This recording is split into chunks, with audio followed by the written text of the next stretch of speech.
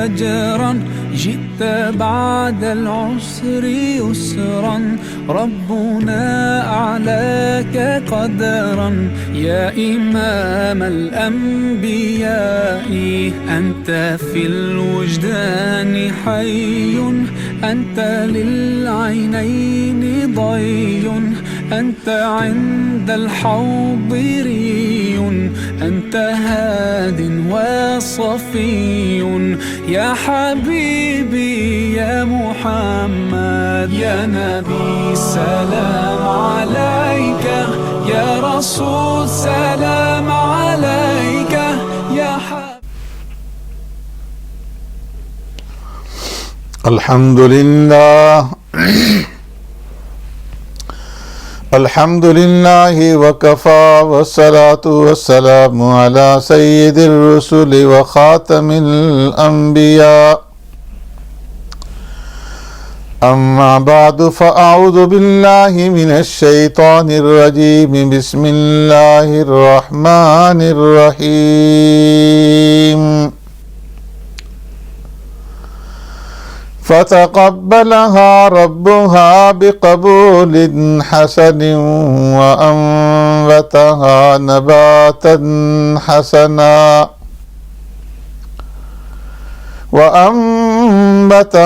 نباتا حسنا وكفلها زكريا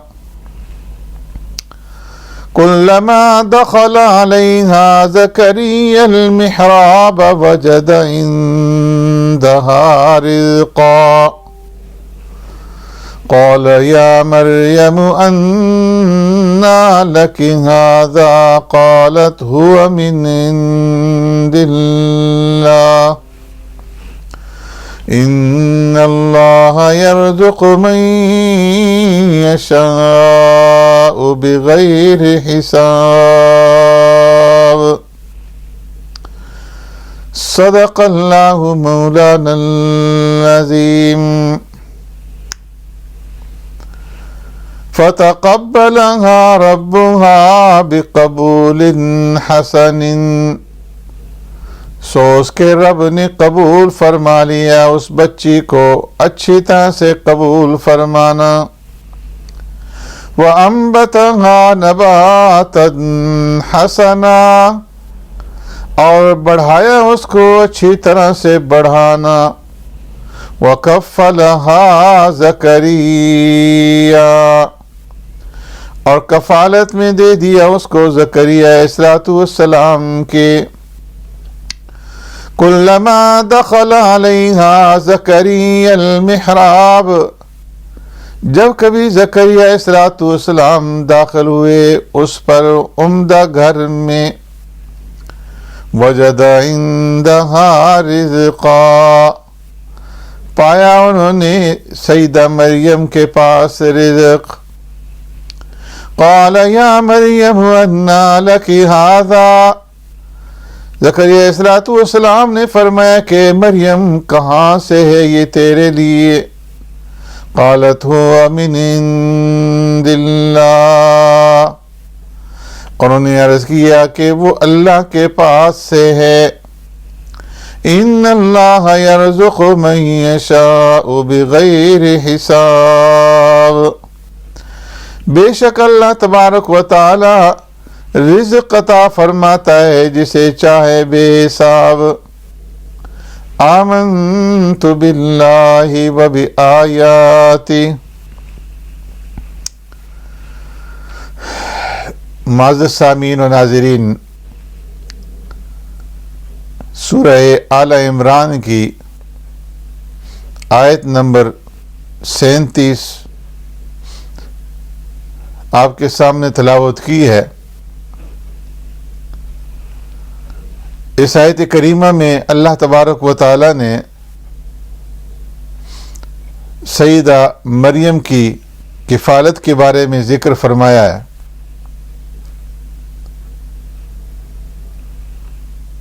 بیت المقدس کے شہر میں جہاں مسجد اقصی واقع ہے اور اس وقت جب کہ میں اس آیت کریمہ کا درس آپ کی خدمت میں پیش کر رہا ہوں۔ کئی دنوں تک، مہینے سے زیادہ، اسرائیل نے فلسطین کے شہر غزہ کے اوپر بمباری کی اور 15,000 سے زائد مسلمانوں کو، جن میں بڑی تعداد بچوں کی، عورتوں کی ہے، انہیں شہید کیا، اور ہزاروں کے تعداد میں مسلمان زخمی ہیں، اور جو ملبے کے نیچے مدفون ہیں ان کا ابھی تک صحیح اندازہ نہیں ہے کہ ان کی کیا اتنی تعداد ہے۔ یہ وہ بیت المقدس کا شہر ہے کہ جس پر 1967 میں یہودیوں نے قبضہ کیا تھا، اور ابھی تک ان کے قبضے کے اندر ہے، اور بے غیرت مسلمان حکمران مسجد اقصی کا یہ قبضہ جو ہے یہودیوں سے نہیں چھڑا سکے۔ تو اسی مسجد اقصی کے امام اور خطیب تھے حضرت عمران بن ماسان رحمہ اللہ تعالی، جو نیک اور پارسا اور حق گو بزرگ تھے۔ ان کی بیوی حنا، وہ بھی بڑی نیک اور پارسا تھی۔ ان کا بیٹا تھا جوان سال ہارون، جس کا نام تھا، وہ فوت ہو گیا۔ تو یہ نیک بیوی، نیک خاتون پریشان ہو گئی۔ ان کے خاوند کا جب یہ حاملہ تھی تو اس دوران میں انتقال ہو گیا۔ تو انہیں فکر تھی کہ میرے خاوند عمران دینی خدمت کرتے رہے اور مسجد اقصی کے امام تھے، لیکن ان کے بعد یہ گدی خالی ہو جائے گی۔ تو جب انہیں بچے کی امید تھی تو انہوں نے منت مان لی کہ میرے پیٹ میں جو بچہ ہے اس کو میں اللہ کے دین کی خدمت کے لیے وقف کر دوں گی۔ چنانچہ جب سیدہ مریم پیدا ہوئی تو وہ بچی تھی، تو انہیں فکر لاحق ہوئی اور اللہ رب العزت سے عرض کیا کہ اے پروردگار، انی وضعتها انثی، میں تو بچی کو جنم لیا ہے، جبکہ میں نے منت مانی تھی کہ میرے پیٹ میں جو بچہ ہے جب یہ پیدا ہوگا تو میں اس کو تیرے گھر کی خدمت کے لیے وقف کروں گی۔ اس کا ذکر پہلے میں آپ کی خدمت میں سورہ آل عمران کی آیت نمبر 35 اور 36 کے درس میں عرض کر چکا ہوں۔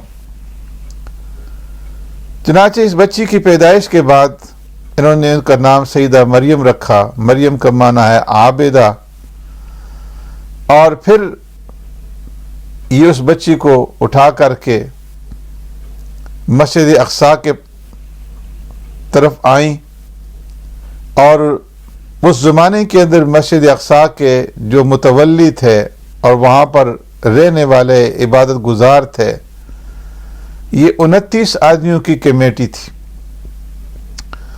تو اس کمیٹی کے سامنے، 29 آدمیوں کے سامنے سیدہ مریم کو پیش کر دیا گیا۔ اب جب سیدہ مریم ان لوگوں کے سامنے پیش کی گئیں تو ہر ایک کی یہ خواہش تھی کہ وہ ان کی تربیت کریں، لیکن بات پھر قرآن اندازی تک پہنچی، اور پھر قرآن ڈالا گیا کہ جس کے نام پر قرآن نکلے گا وہ ان کی تربیت کرے گا، وہ ان کی پرورش کرے گا۔ اس قرآن اندازی کا ذکر جو ہے اگلے رکوع کے اندر آئے گا۔ روایات کے اندر آتا ہے کہ سیدہ زکریا علیہ السلام اور ان کے رفقا نے قراندازی کے لیے، ایک روایت کے اندر یہ ہے کہ جن قلموں سے وہ تورات لکھا کرتے تھے انہی قلموں کو جمع کیا اور ایک برتن کے اندر ڈال کر کے اس کو ڈھانپ دیا اور چھوٹے بچے کے ذریعے سے قرآن نکالا گیا۔ ہر ایک آدمی کا نام جو ہے اس کے قلم کے اوپر لکھا ہوا تھا، اور یہ طے ہوا کہ جس کے نام کا قلم نکلے گا تو اس بچے کی کفالت اس کے سپرد ہوگی۔ تو جب اس بچے نے قرآن نکالا تو سیدنا زکریا علیہ السلام کے نام کا قرآن نکلا اور سیدہ مریم ان کی کفالت میں دے دی گئی۔ دوسری روایت میں یہ ہے کہ یہ 29 آدمیوں کی جماعت اردن کی نہر کے اوپر گئی اور نہر کے اندر انہوں نے اپنے اپنے قلم ڈالے جن قلموں سے یہ تورات لکھا کرتے تھے۔ طے ہی ہوا کہ جس کا قلم جو ہے پانی کے اندر رک جائے گا، اپنی جگہ پہ کھڑا ہو جائے گا، تو اس کے سپرد بچی کر دی جائے گی۔ اور ایک روایت کے اندر یہ ہے کہ جس کا قلم اپوزٹ جس طرف سے پانی آ رہا ہے اس طرف جل پڑا، اپوزٹ سمت میں، تو اس کو جو ہے سیدہ مریم حوالے کی جائے گی۔ اب جب یہ قلم پانی کے اندر ڈالے گئے تو اللہ کی قدرت یہ کہ باقی لوگوں کے جو قلم تھے وہ پانی کے بہاؤ کے ساتھ بہہ گئے، سیدنا زکریا علیہ السلام کا قلم وہیں پہ رک گیا اور ایک روایت کے مطابق جس طرف سے پانی بہہ رہا تھا وہ اس طرف چل پڑا۔ تو سیدہ مریم کی کفالت زکریا علیہ السلام کے حوالے کر دی گئی، اور پھر زکریا علیہ السلام اس لیے بھی زیادہ حقدار تھے کہ سیدہ مریم کی خالہ جو تھی وہ حضرت زکریا علیہ السلام کی نکاح کے اندر تھی،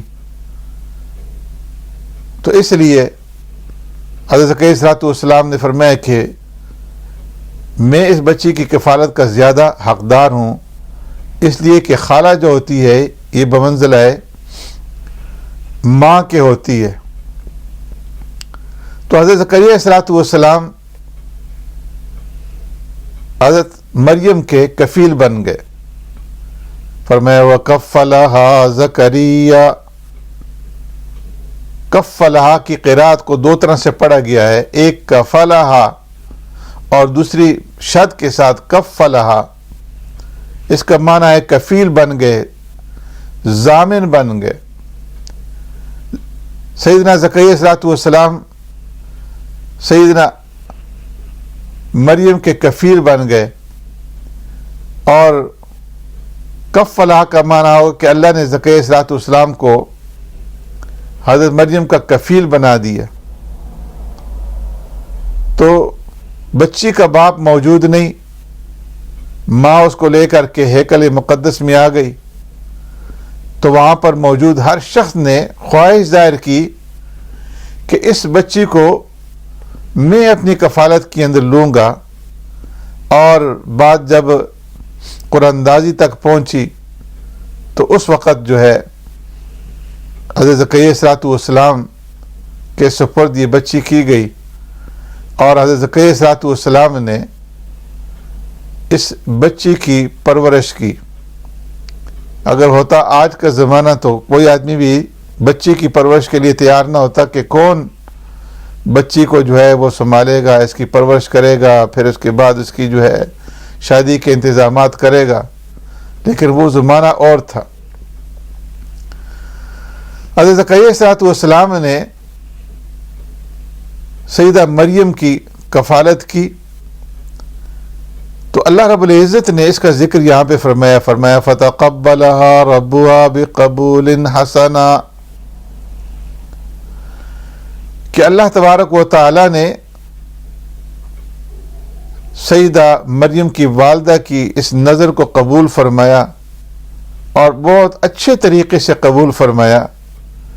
ماں کی نیت بہت اچھی تھی، باپ نیک تھا، خالو حضرت زکریا علیہ السلام اللہ کے پیغمبر تھے، خالہ نیک تھی، سارا گھرانہ جو ہے وہ نیکوں کا تھا۔ تو اللہ تبارک و تعالیٰ نے اس نیک ماحول کے اندر ان کی پرورش کی، وَأَنبَتَهَا نَبَاتًا حَسَنًا، اور ان کو بڑھایا، اچھے طریقے سے ان کو بڑھانا۔ تفسیروں میں لکھا ہے کہ صحت مند بچہ 15 دنوں میں جتنا بڑھتا ہے تو وہ ایک دن کے اندر اس قدر جو ہے بڑھ جاتی تھی، اور یہ بھی لکھا ہے کہ صحت مند بچہ 2 ماہ میں جتنا بڑھتا ہے تو 2 دن میں وہ اتنی بڑھ جاتی تھی۔ اللہ تبارک و تعالیٰ نے اس کو بڑھایا اور اچھے طریقے سے نشو و نما فرمائی۔ وَكَفَّلَهَا زَكَرِيَّا، اور سرپرستی ان کی حضرت زکریا علیہ السلام نے فرمائی۔ زکریا علیہ السلام نے سیدہ مریم کے لیے ایک جالیدار چوبارہ بنوایا تھا جس سے نیچے کا منظر دور دور تک نظر آتا تھا۔ زکریا علیہ السلام کہیں جاتے تھے تو تالا لگا کر چابی ساتھ لے جاتے تھے، اور جب واپس آتے تو تالا جو ہے وہ کھول لیتے تھے۔ تو اس کا ذکر جو ہے اللہ تبارک و تعالیٰ نے اگلی اس آیات کے اندر جو ہے فرمایا ہے۔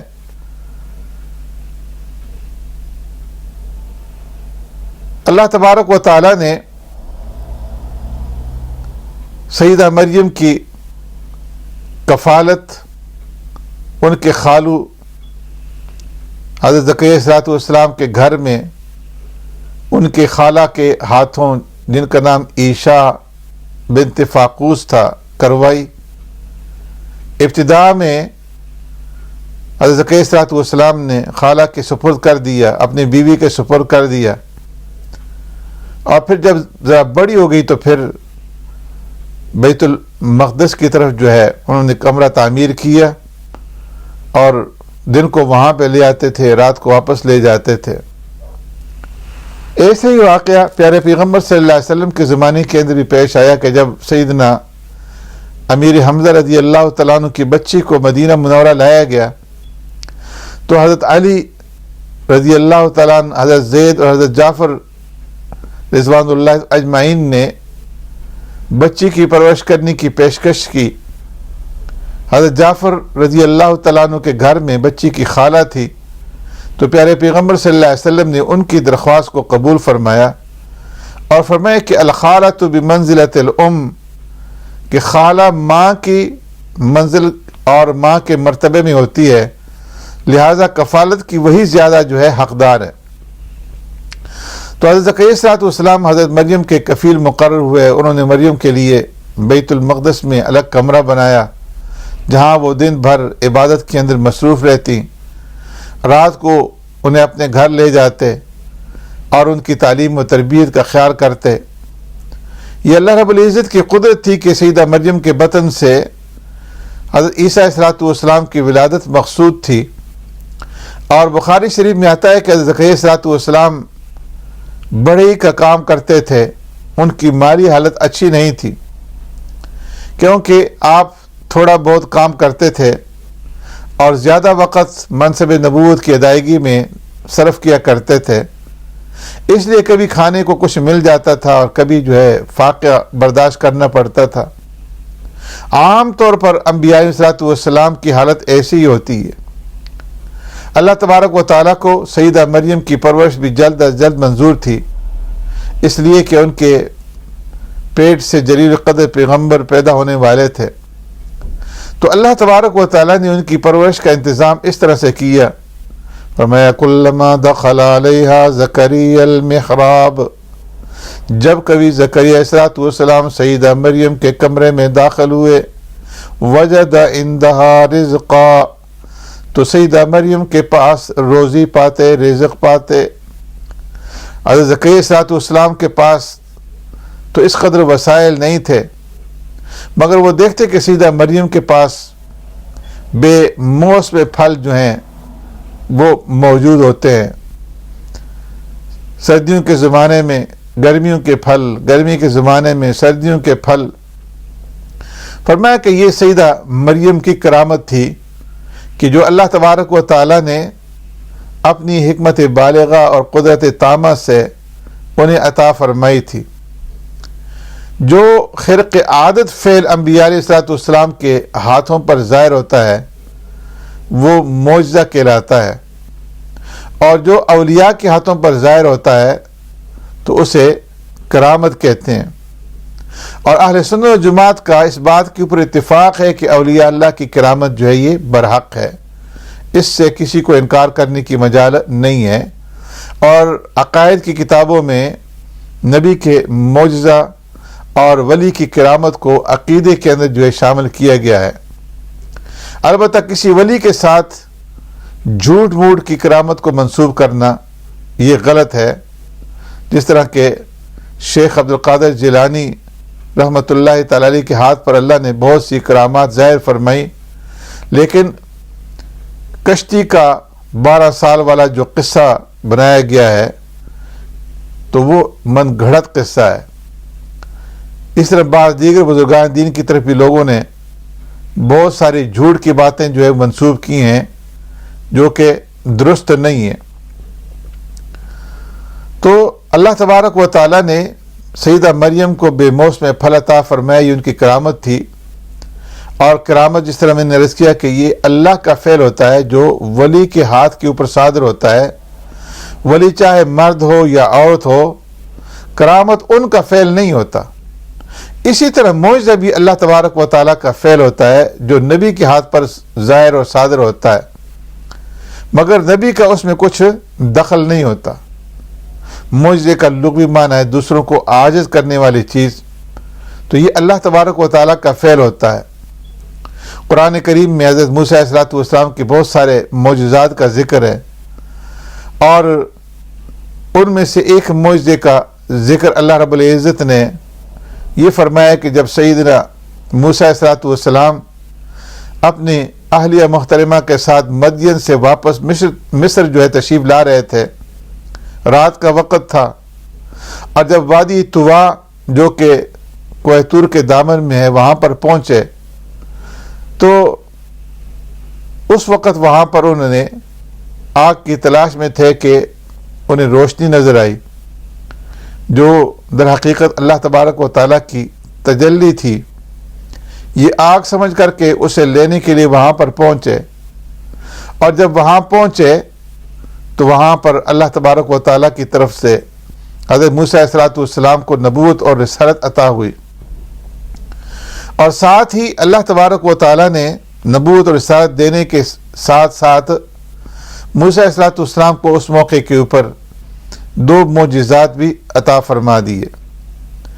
چنانچہ قرآن کریم میں ہے کہ اللہ تبارک و تعالیٰ نے حضرت موسیٰ علیہ السلام سے پوچھا، وَمَا تِلْكَ بِيَمِينِكَ يَا موسیٰ، اے موسیٰ تمہارے دائیں ہاتھ کے اندر کیا چیز ہے؟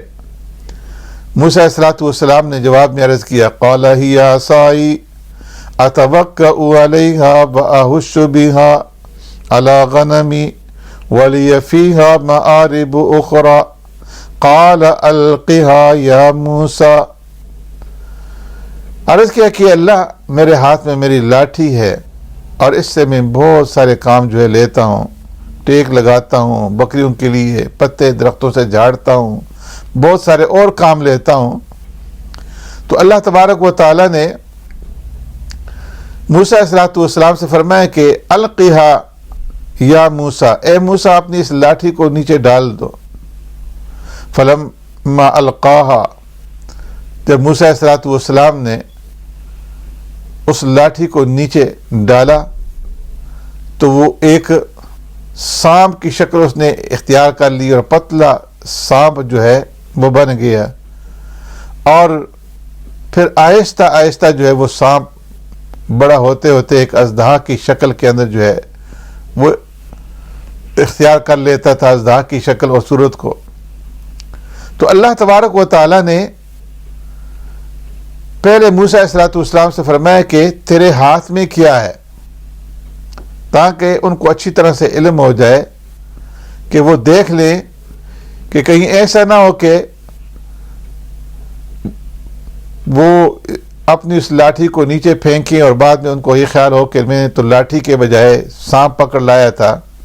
تو اس لیے پہلے سے اللہ تبارک و تعالیٰ نے فرمایا کہ تم دیکھ لو کہ تمہارے ہاتھ میں کیا ہے، اور جب انہوں نے تصدیق کر لی کہ میرے ہاتھ میں لاٹھی ہے تو فرمایا پھینک دو، اور جب اسے پھینک دیا تو وہ پتلا سانپ بن گیا۔ اب جس وقت اس سانپ نے ادھر ادھر دوڑنا شروع کر دیا تو موسیٰ علیہ السلام گھبرا گئے، اس خیال سے کہ موذی چیز ہے، نقصان نہ پہنچا دے۔ تو فرمایا کہ یہ جو گھبراہٹ تھی، جو ڈرنا تھا، یہ ایمان کے خلاف نہیں ہے۔ موسیٰ علیہ السلام اللہ کے پیغمبر ہیں، اور پیغمبر کا ایمان سب سے زیادہ قوی ہوتا ہے۔ تو اللہ نے فرمایا کہ اے موسیٰ ڈرو نہیں،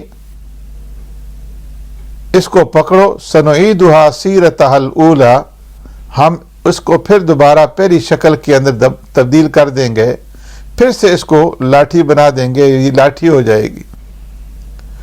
تو معلوم ہوا کہ معجزہ اگر اپنے اختیار میں ہوتا تو معلوم ہوتا کہ یہ دوبارہ جو ہے یہ اژدہا لاٹھی بن جائے گا، اور معلوم ہوتا کہ یہ سانپ نہیں ہے بلکہ یہ میری لاٹھی ہے، لیکن یہ ان کے اپنے اختیار میں نہیں تھا۔